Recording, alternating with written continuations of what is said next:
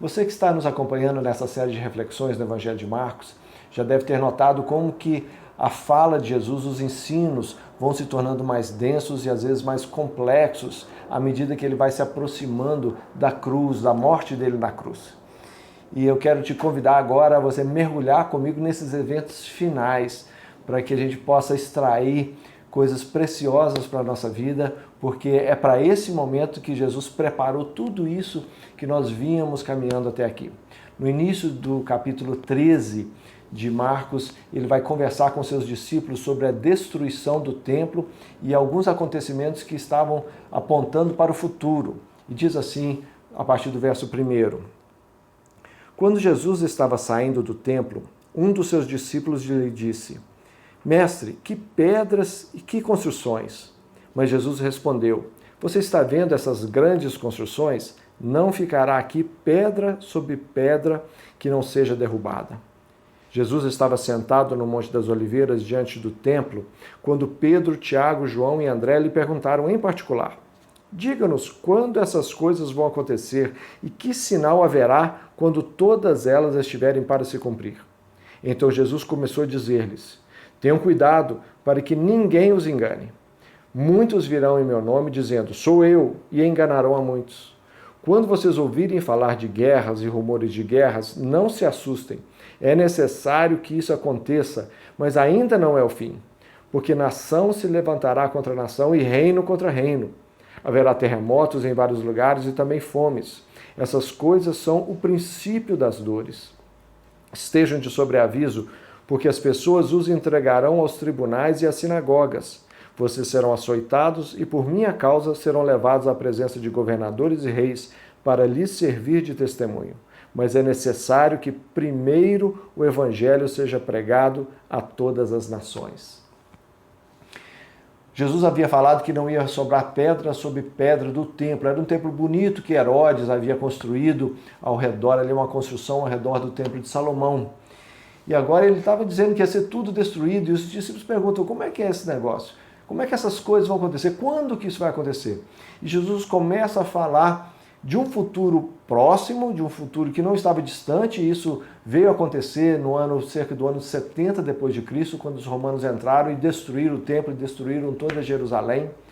Mas também a profecia dele aponta para um futuro mais distante, quando a gente fala da volta de Jesus, e Jesus vai explicitar isso em outros textos, que o fim dos tempos não seria com um meteoro, o fim dos tempos não seria com um cataclisma que destruiria toda a humanidade, alguma coisa que iria acontecer, uma terceira guerra mundial, não. O fim dos tempos aconteceria com a volta de Jesus e ele restaurando todas as coisas. Apesar desse texto não entrar tanto nesses detalhes, é isso que ele vai falar no restante do Evangelho. Mas no final desse texto, ele diz uma coisa que é importante e que ele queria ressaltar para os discípulos. Ele diz, é como se ele dissesse assim, não fica preocupado com as coisas que vão acontecer. As coisas vão acontecer.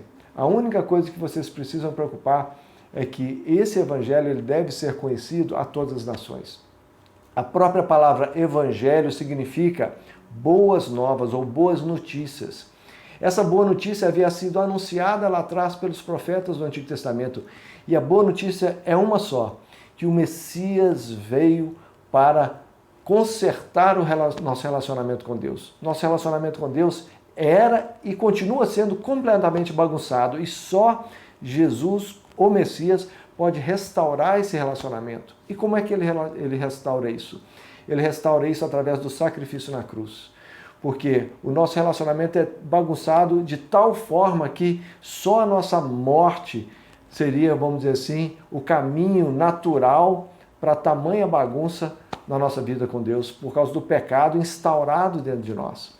Mas ele morre na cruz para restaurar a nossa vida, para pagar essa dívida de pecado que a gente tinha, para que a gente não precisasse pagar com a nossa morte. E ao crermos nele, a gente pudesse ter uma nova vida através de Jesus. Isso significa o Evangelho de Jesus Cristo.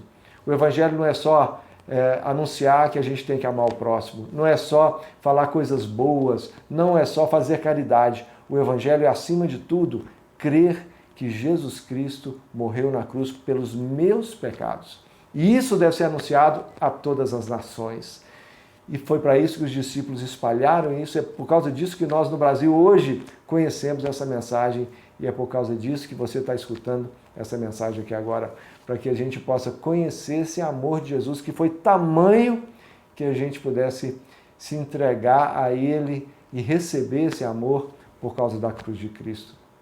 Que Jesus possa abrir os nossos olhos, possa abrir os seus olhos, abrir os meus olhos, para a gente enxergar tamanho amor que fez o próprio Deus se encarnar e morrer a nossa morte na cruz. Não tem boa notícia maior do que essa e não tem nação que não necessite dessa boa notícia.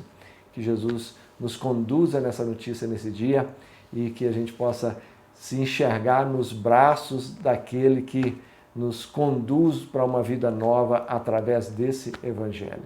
Que Jesus te abençoe.